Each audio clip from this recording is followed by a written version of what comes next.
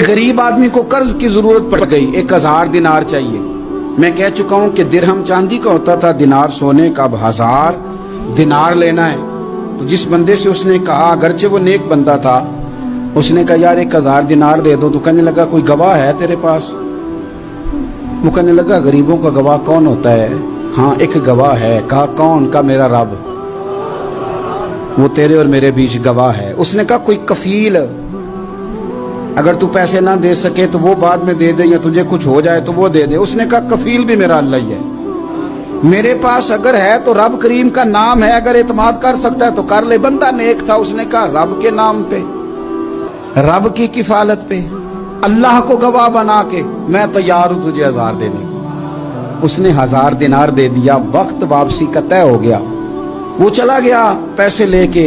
उसने पूरी मेहनत की कि मैंने वक्त पे पैसे लौटाने, पूरी मेहनत भी कर ली, अल्लाह ने मदद भी कर दी, पैसे भी उस तारीख को उसे मिल गए। बाद लोगों का तो लौटाने का दिल ही नहीं ना होता। फरमाया हदीस पाक में कि तू लौटाने का इरादा कर, रब तेरी मदद भी फरमाएगा। लेकिन यहां बहुत सारे लोग कहते हैं खैर है, इरादा ही नहीं। तो फिर जिस तरह का बंदे का गुमान हो, रब भी उसी तरह का मामला फरमाता है। उसने पैसे जमा भी कर लिए और वापस देने को तैयार भी हो गया, लेकिन रास्ता बहरी जहाज का था, कश्ती का था, दरिया के रास्ते वापस आना था। अब वो जब आ गया दरिया के किनारे तो बड़ी कोशिश की, पर वहां उसे कोई कश्ती नहीं मिली। वक्त पे पैसे लौटाने हैं, सफर करना है, अब सवारी मुयस्सर नहीं है। सोच सोच के परेशान था कि मैंने तो अल्लाह के नाम पे लिए।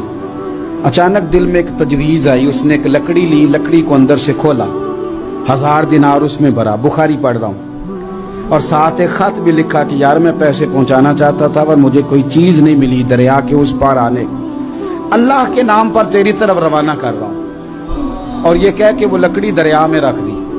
वो लकड़ी डूब गई है, वापस आ गया। वो जिसने पैसे लेने थे वो ऐन मुकर्ररा वक्त पर दरिया किनारे आया। सुबह से सरे शाम तक उसने इंतजार किया। दिल ढलने लगा तो दिल में ख्याल आ गया कि यार नहीं, उसने देने ही नहीं, झूठा वादा कर गया, पहुंचा ही नहीं वक्त पे। अब जब वापस लौटने लगा तो अचानक दरिया में एक लकड़ी तैरती हुई दिखाई दी।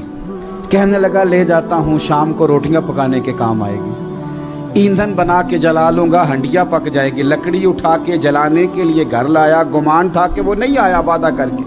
अल्लाह को कफील और वकील बना के और गवाह बना के फिर भी नहीं आया। लकड़ी लेके घर गया, बुखारी है। और जब उसको चीरा ना कि मैं इसकी आग जलाऊंगा, खोला तो अंदर से 1000 दिनार भी निकल आया, खत भी निकल आया। अब जरा समझना, उसके दिल में बात किसने डाली कि तू लकड़ी में पैसे डाल दे? अल्लाह ने। उस बंदे को मुकर्ररा वक्त पे किनारे भेजा किसने?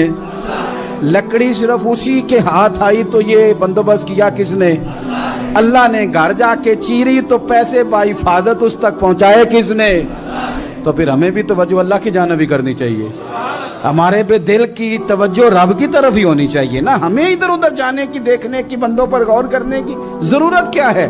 वो पैसे पहुंच गए, ये वहां अपनी जगह पे परेशान था। इसने 1000 दिनार और जमा किया।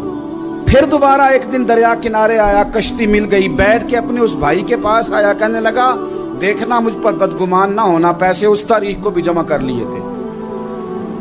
दरिया पे आया था पर कश्ती नहीं मिली थी।